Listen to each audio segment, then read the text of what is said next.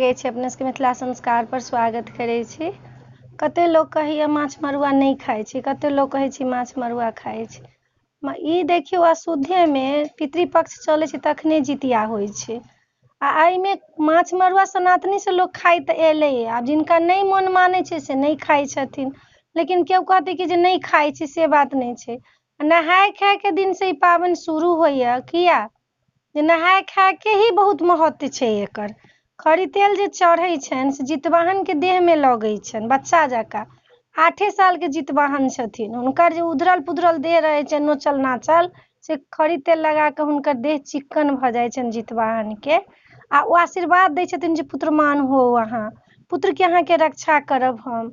तऽ ताहि दुआरे नहाय खाय के दिन से ई व्रत चालू छै। जे नहाय खाय नहीं करतै ओ व्रत नहीं कऽ सकतै, ई नहाय खाय करतै तखने व्रत हेतै। आ ओहुना सोहागिन जे नहियो व्रत करै छनि आ सास ससुर मरि गेल छै से नहाय खाय कऽ सकै छथि, व्रत नहियो करथिन तैयो। तऽ एकटा जितवाहनक गीत दै छी। आई जितवाहन गंगा घाट तेल खड़ी सब लेथिन हे। आई जितवाहन पोखरी तेल खड़ी सब लेथिन हे।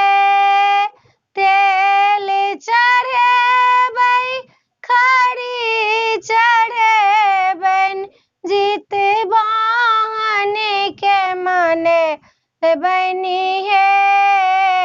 आई जितवाहन नदी तरलखिन खड़ी तेल हुनका चढ़ेबनि हे।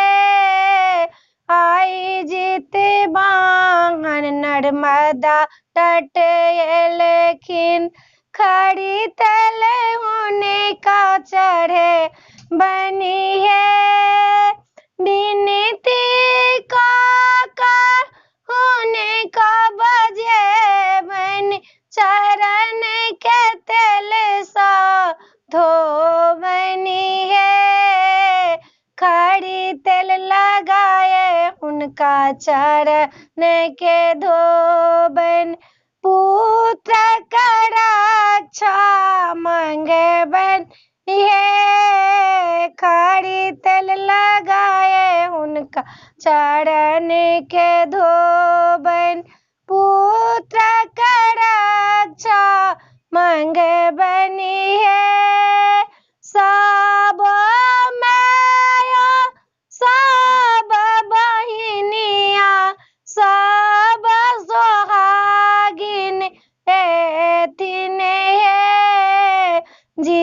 जितवाहन सँ विनती करथिन, पुत्र के रक्षा मंगथिन हे। जितवाहन सँ विनती करथिन, पुत्र के रक्षा मंगथिन हे।